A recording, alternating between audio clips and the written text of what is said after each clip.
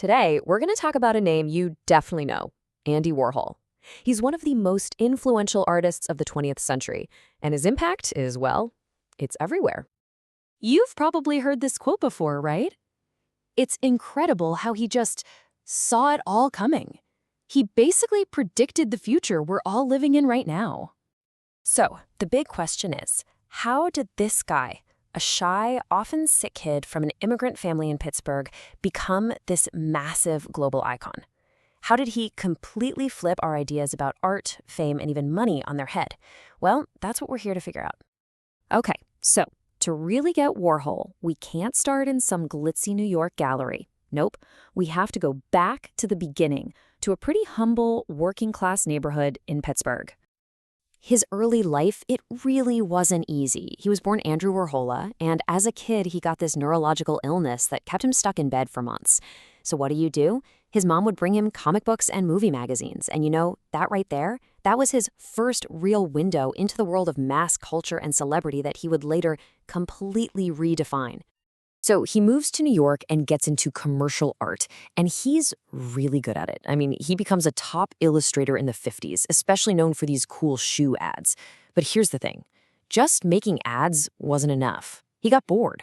He didn't just want to sell stuff. He wanted to understand what it meant. And that itch, that restlessness, led him to pivot hard. He went from illustrator to something completely new. And this wasn't just about painting something different. No. This was about a whole new way of making art. It was a whole new philosophy. His big innovation was using silk screening. Now, this was a technique used for commercial printing. Think t-shirts and posters. He saw it and thought, why can't fine art be made like this? It let him pump out images one after another, just like a factory pumps out soup cans. And that was the whole point. It was this brilliant, radical idea. Art isn't just for the rich, it can be for everybody. He was so all in on this idea that he literally called his studio the Factory. And trust me, this was no ordinary art studio. It was the place to be, the absolute epicenter of this new, wild cultural scene.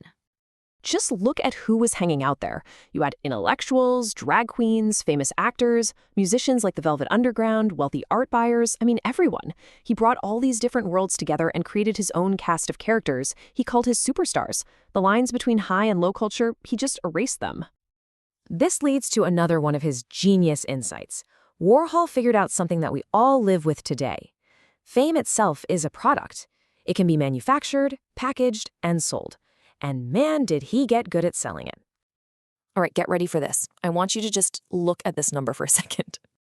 $195 million. That's what one of his Marilyn Monroe portraits sold for back in 2022. It's the most expensive piece by an American artist ever sold at auction. That's not just a painting, that's a statement. He didn't just make art, he made a market. And he'd be the first one to tell you that he loved the business side of it. He famously said, being good in business is the most fascinating kind of art. For him, there was no separation. Art, commerce, fame, it was all part of the same big, beautiful, messy picture. Okay, so we've got the crazy prices, the legendary parties, the soup cans. But what does it all mean for us today? What's his real, lasting legacy? Why do we still talk about him so much? It's because his playbook is basically the rulebook for the 21st century. Think about it. His 15 minutes of fame is basically the concept of going viral. His focus on everyday objects, that's about branding.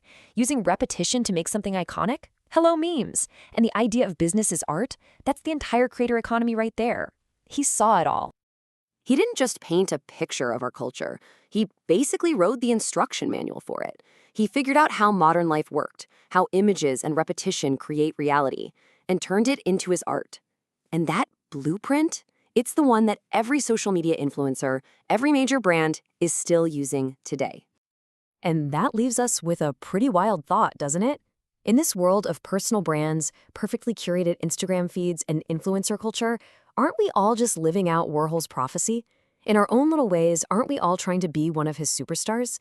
It really makes you think. We're all just living in Andy's world.